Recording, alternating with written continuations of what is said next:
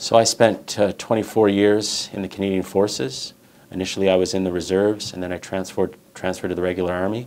I served in Princess Patricia's Canadian Light Infantry, the 1st and the 3rd Battalions, and I deployed overseas 5 times, 4 times to Yugoslavia and once to Afghanistan.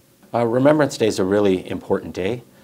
For myself as a combat veteran, it doesn't take a special day for me to think about all the things that I've seen in the military. It's a day where everyone else in the country takes the time to think and remember the sacrifices that were made by my friends and all the other soldiers that have been killed in the conflicts over time. Sergeant Vaughan Ingram is a soldier that you're referring to. He's a really close friend of mine. We had served in the same unit, in the same platoon for quite a number of years, and we were in the same platoon in Afghanistan. When we were involved in a significant contact with the enemy on the 3rd of August, 2006, Vaughan took over as the platoon commander of our platoon due to our platoon commander being wounded and having to be evacuated.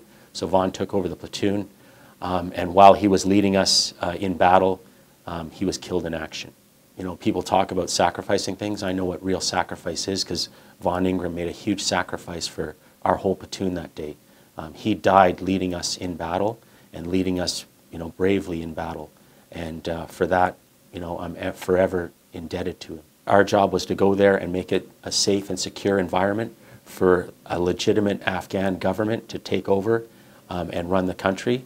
And I think we accomplished that. It was worth it. Like I said, Afghanistan today is much better than Afghanistan under the Taliban, and it's no longer that failed state, that safe haven for Al-Qaeda. And we did our job to make it a safe place for, you know, that Afghan government to come in and rebuild the country. On the 10th of November, I'm going to a school to talk about Remembrance Day and talk about sacrifice and make sure that these high school students understand the sacrifices that have been made by my friends.